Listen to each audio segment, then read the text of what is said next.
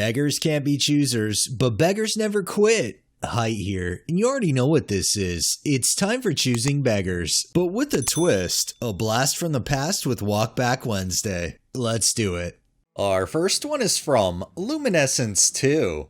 It looks like a Walmart order delivered is about $10. How much do you have left in EBT? I don't want to get into any more what Blink did. How I'm fucked up still with depression and PTSD or stuff. If you set up an account, add your EBT card, and send me your credentials, I'll add something that will pay the delivery fee. Have about 196, but you're not getting it. I was okay with taking your help with food because it would extend EBT further and you could order and have it sent here.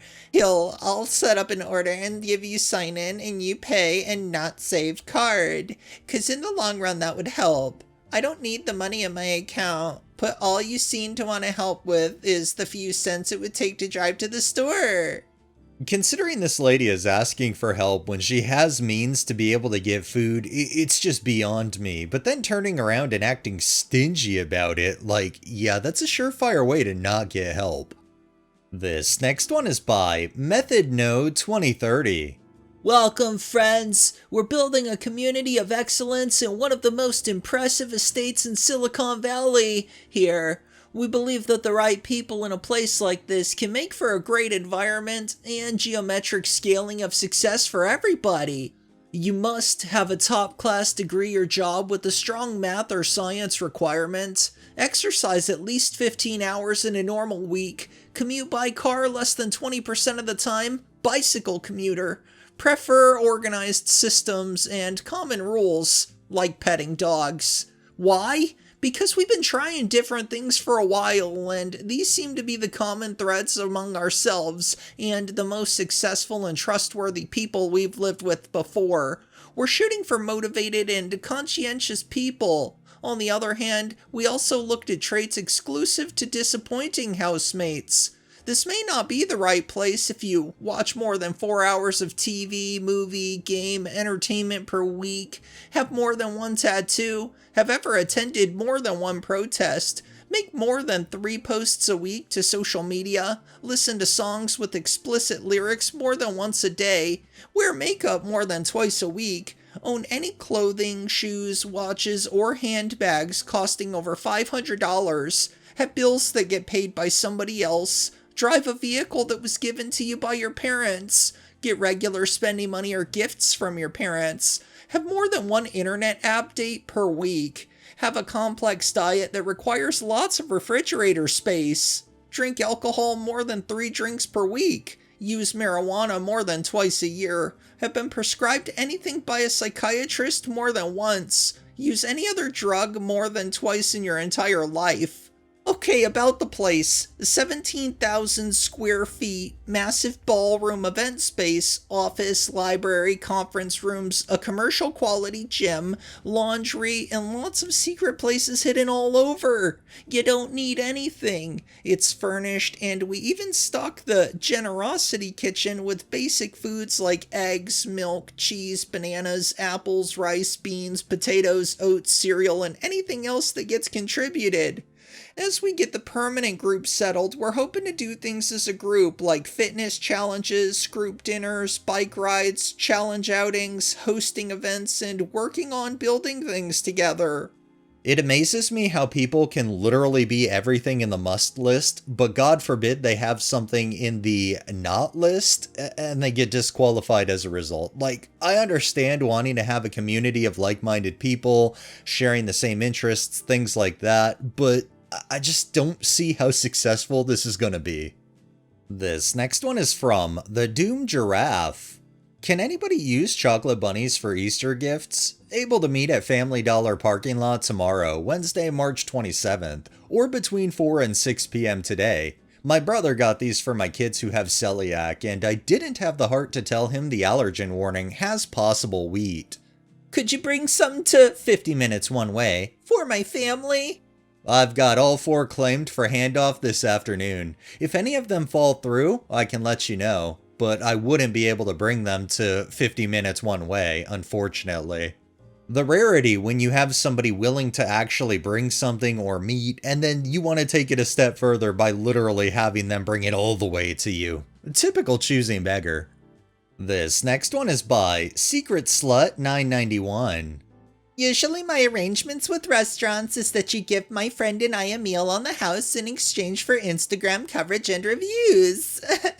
With all due respect, I'd say you have as much right to review my restaurant as I have to review your menstrual cycle.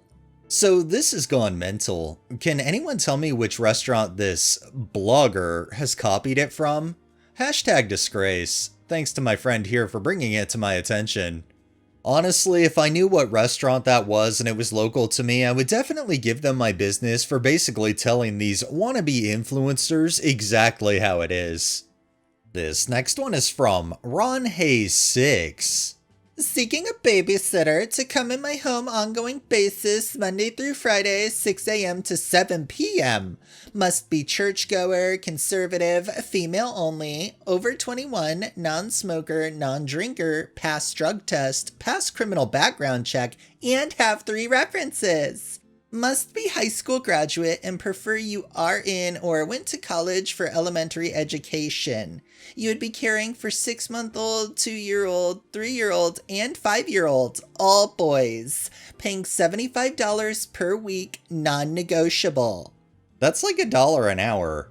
You can't really be non-negotiable if you're seeking a babysitter, especially for 4 boys that are all in the age where literally they need eyes on them constantly. And based on this, I just feel like what's really non-negotiable at the end of the day is the fact that they're not going to have a sitter.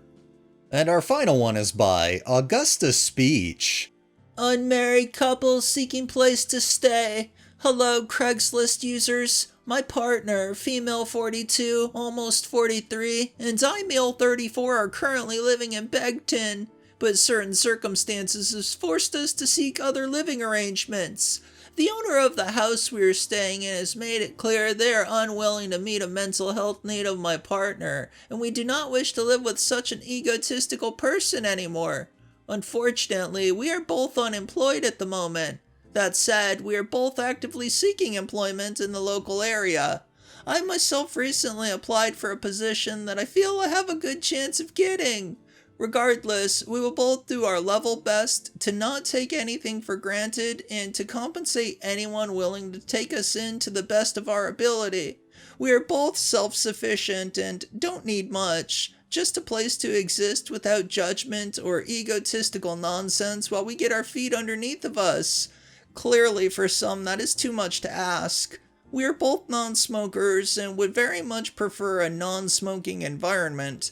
As for pets, I must warn you, we may very well be so enamored with your little fur babies that we might not want to leave. Jokes aside, we're both animal lovers, and in fact, one of the things we will miss most about our current living situation, once it ends, are the 2 dogs that also live here. We currently do not have much in the way of earthly possessions, including a present lack of furniture. However, a storage unit near Baltimore, Maryland currently houses the lion's share of our things. Getting those things here to the Pittsburgh area, if not into our residence, wherever that may be, is a medium-term goal of ours, and any assistance provided towards that goal will be greatly appreciated. We look forward to meeting the one who will help us usher in the next chapter of our lives. Thank you for taking the time to read this, and we both wish everyone well. I have a feeling these are the kind of people that will tell anybody what they want to hear just so they can kind of get their way. If they already have a place to stay but they don't want to live with somebody who, quote, has an ego, I have to question if it's them who has the ego. On top of at the very end, they talk about a storage unit and somebody helping. It just seems like somebody would be investing in them and wouldn't see anything back. Alright, that's enough beggars for the day. Well, that wraps up this episode of Choosing Beggars. If you liked the video, please drop a like, share my content on all of your social media, subscribe if you haven't already, and make sure to hit that bell so you're notified every time I upload, and drop a comment down below. It really helps with the algorithm and helps new people find my channel. Thanks for watching, thanks to my patrons and super thanks contributors. Have a great day and stay safe out there.